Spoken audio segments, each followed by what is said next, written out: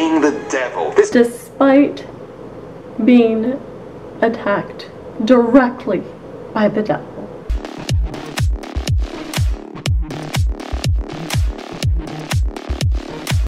Welcome to another reaction video with the Chit Chat, and today we're going to be talking about devil encounters some more. This is going to be the top 10 devil encounters, and this is a very, very heavy topic. So if you need to click out of this video at any point, please do so, and let's jump in.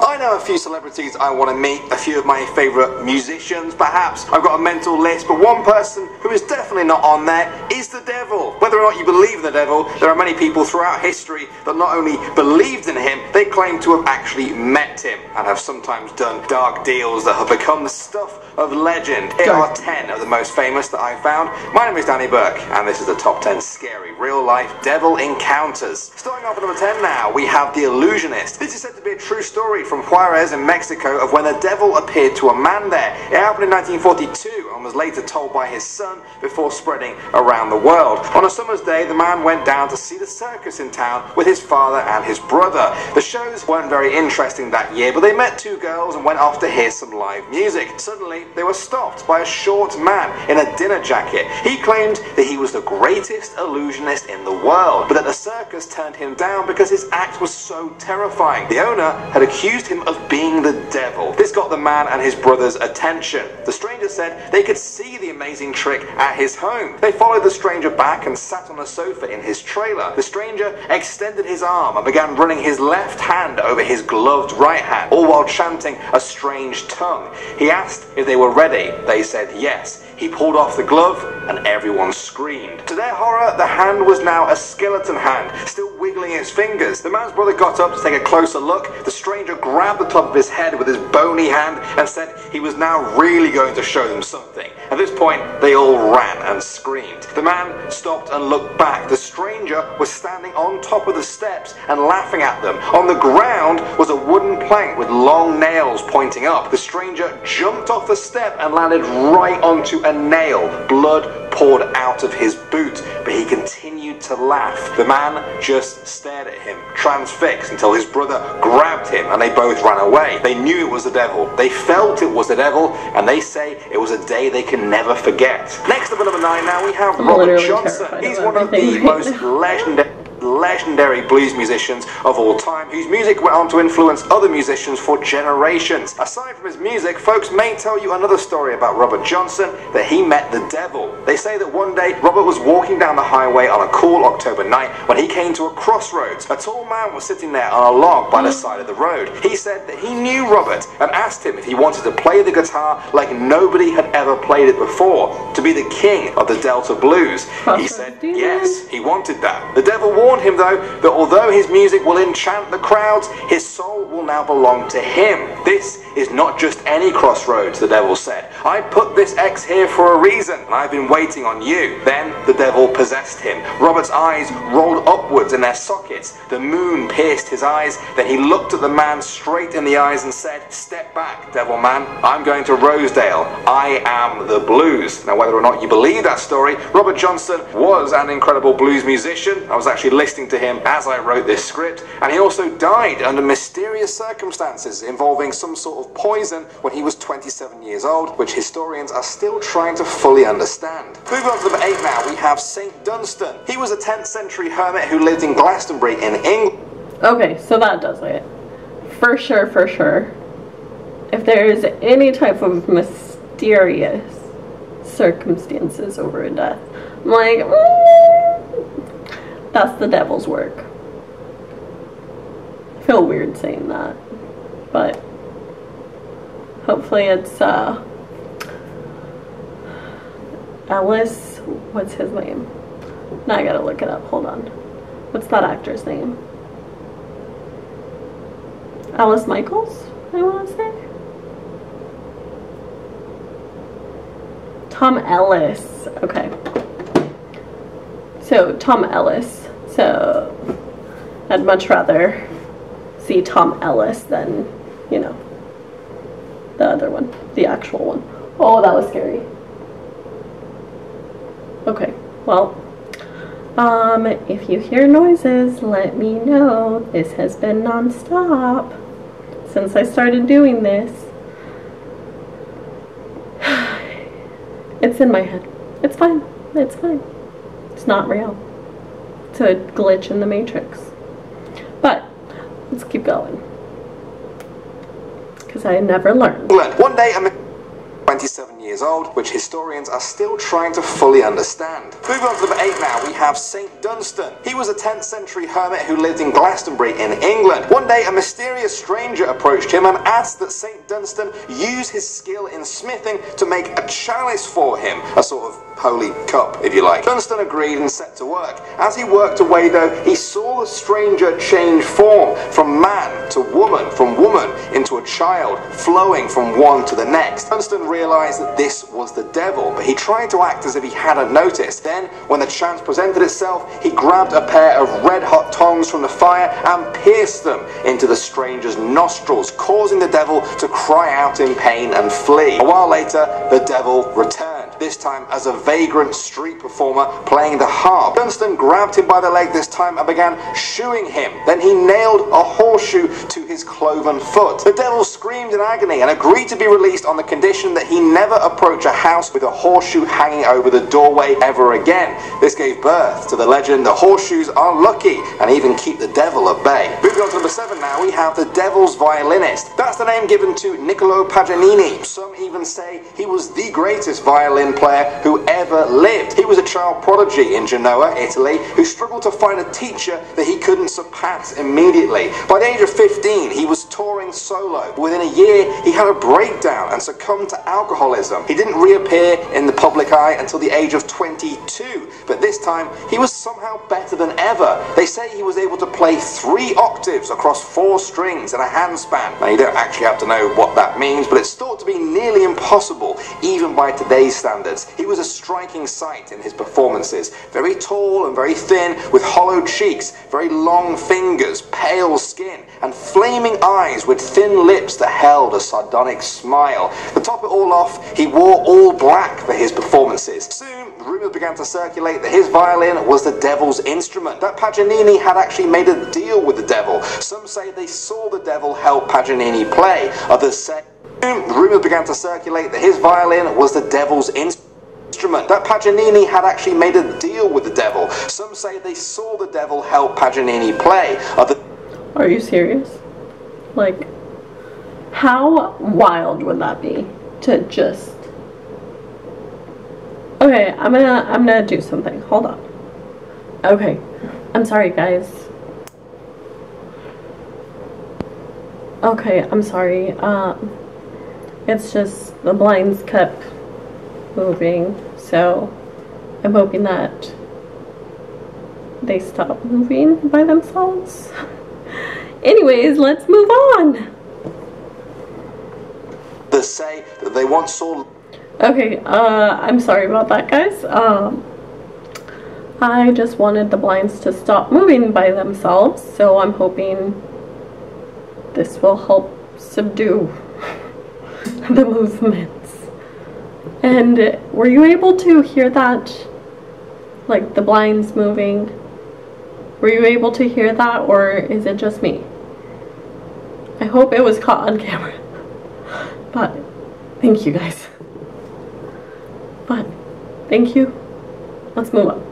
Lightning bolts hit the end of his bow during a performance. When he died, he turned down his last rites from a priest. The official account is that he did this because he thought he wasn't going to die, but others say it was because he feared the blessing of a priest. Coming at number 6 now, we have The Richest. This is the story of Jonathan Moulton. He was an American general who helped the US win the Revolutionary War. He's also known for trying to trick the devil, apparently. Despite being very rich, Moulton wanted more. One night, sitting in front of his fireplace, Moulton said out loud that he'd sell his own soul to the devil to be the richest man in the province. Not want to miss out on the offer of a soul, the devil appeared right there and said that he would make the deal and fill Moulton's boots with gold coins every single month. For a while, Moulton enjoyed finding the gold in his boots every month, but soon he wanted more, and he hatched a cunning plan. He cut the bottom of his boots off and put them on top of the chimney. The devil filled up the boots, but eventually noticed the shoes never filled. The coins were just tumbling down the chimney where Moulton was practically swimming in them. As revenge, the devil took back all the gold he'd ever given Moulton. He burned down the house and kept his soul in hell for eternity. Legend says that years after his death, Moulton's grave was opened, and instead of a skeleton, they found a coffin filled with gold. Next up at number 5 now, we have Saint Pio. We talked about Saint Duncan earlier, but he wasn't the only saint on this list who claims to have had a run-in with a devil. Pio was also known for his frequent and often violent battles with the devil. On one occasion, a local friar found him lying bloodied and bruised in his room. When Pio came around, he said that he had been attacked by either Satan or one of his demons, which had left him with 3 broken ribs. On one night in 1906, Pio heard footsteps coming from the next room, which he thought was his friend, Friar Anastasio. He went to the window and tried to call out to invite him in for a chat. He found that his voice had gone though, out of nowhere. He just couldn't speak. Then he noticed a large black hound sitting menacingly on a nearby window ledge. In his account of what happened next, Pio said, "I saw the big dog enter through the window and there was smoke coming from its mouth. I fell on the bed and I heard a voice from the dog that said, 'Him it is him.' While I was still on the bed, the animal jumped up to the ledge of the window, then to the roof and disappeared." His colleagues believed that the devil was targeting him because of all the exorcisms that Pio had performed over the years. They said that on many occasions, before leaving the body of a possessed man, they would actually hear the devil shout, "Padre Pio, you give us more trouble than Saint Michael. Do not steal the bodies from us, and we will not bother you." Next up at number 4 now, we have Johannes Faust. A 1507 book titled Historia and What a guy, let me tell you. Performing these exorcisms despite being attacked directly by the devil. That, balls of steel, my man. I applaud you. "Do not steal the bodies from us, and we will not bother you." Next up at number 4 now, we have Johannes Faust. A 1507 book titled Historia and Tale of Dr. Johannes Faustus tells the story of Johannes Faustus, who allegedly met the devil. According to the book, he was a German scholar who, quote, "loved what ought not to be loved." It says that he craved nothing more than forbidden knowledge. One day, Johannes traveled to a crossroads in a forest and summoned the devil. He stood inside a protective circle and performed an ancient and unholy ritual. Soon, lightning came crashing down and the entire forest was destroyed. Demons emerged in 3 forms. First, a dragon, then as a man made of fire, and then as an old monk. After hours of conversation, Faust agreed to trade his soul so that his every question would be answered for 24 years. He told himself that things would be fine because, in his words, the devil might not be so black as they used to paint him, nor hell so hot as the people say. Well, the story ends by saying that he was wrong and people were right. It claims that when Johannes died, his soul went straight to hell, where he spent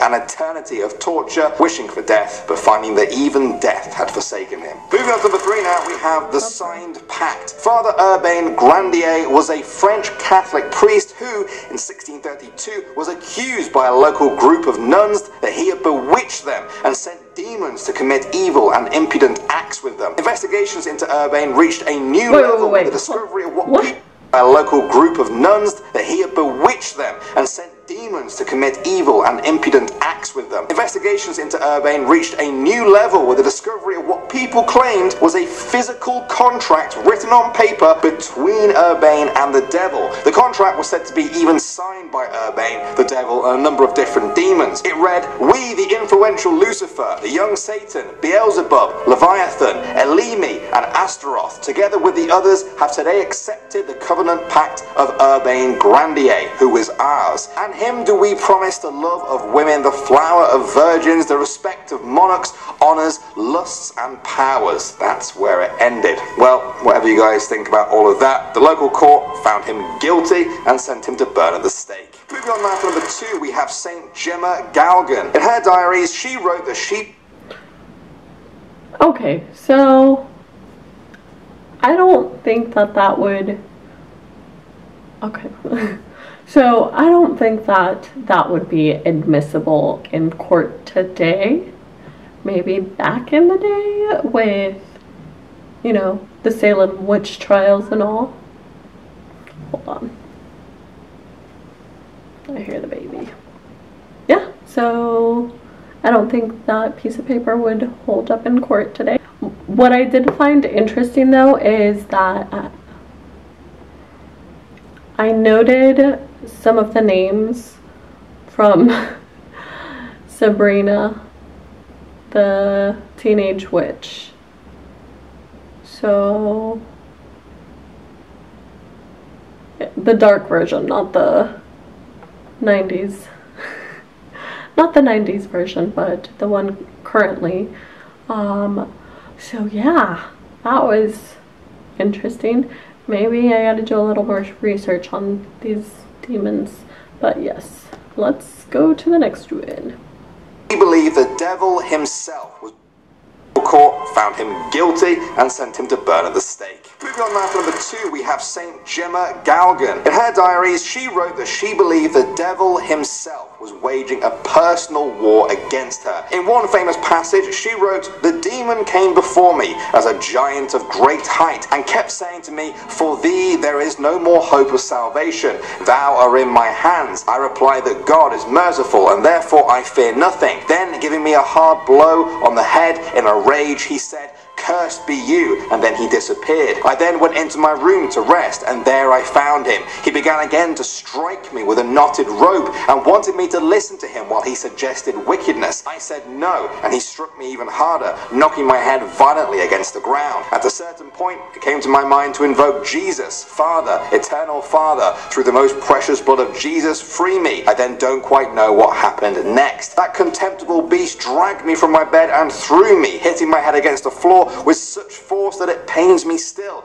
I became senseless and remained lying there until I came to myself a long time afterwards. Jesus be thanked." That was just one entry, and it was very intense. From the look of her diary, it wasn't her first encounter, and it certainly wasn't her last. And finally, number 1 now, we have Pope Sylvester II. If you had to pick one person who isn't in league with the devil, you may pick the Pope. But back in the 10th century, people thought the first French Pope was a master of the dark arts and had sold his soul to the devil. He was undoubtedly a genius. He was known for his work in mechanics, mathematics, astronomy, clocks, organs, introducing Arabic numerals to Western Europe, as well as natural science, music, philosophy, and theology. That was a lot for one person, especially back then. After he died, rumors began to circulate that Sylvester had made a deal with the devil, that the devil had given to him his intelligence and wisdom in return for his soul. This was a terrifying prospect for Catholics at the time. The thought that their own leader, God's representative on earth, had been meeting and dealing with the devil in secret. In recent years, experts agree that he likely got his skills and knowledge from regular meetings with scholars from all over the known world, and not from some dark dealings. What do you think? And what do you think about all of that? Oh my gosh! Okay, these were absolutely wild. And I didn't get chills like I normally do with the scary videos. These scary stories, though, are pretty intriguing, I would say. And it's not even scary stories, it's encounters. Literal encounters. So, yes. Very fascinating stuff. Very good stuff.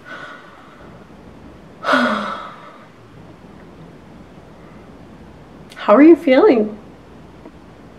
Feeling good? Was this scary for you? Was this just another video? Let me know. I'm about to film a part 2, so we'll see how that goes. Thank you so much for watching. Please leave a huge thumbs up if you enjoyed this video. If you would like to be a part of our family, connect with us on social media. Link is in the description box. Hope you enjoyed, and I will see you on the next one. Bye, pochitos!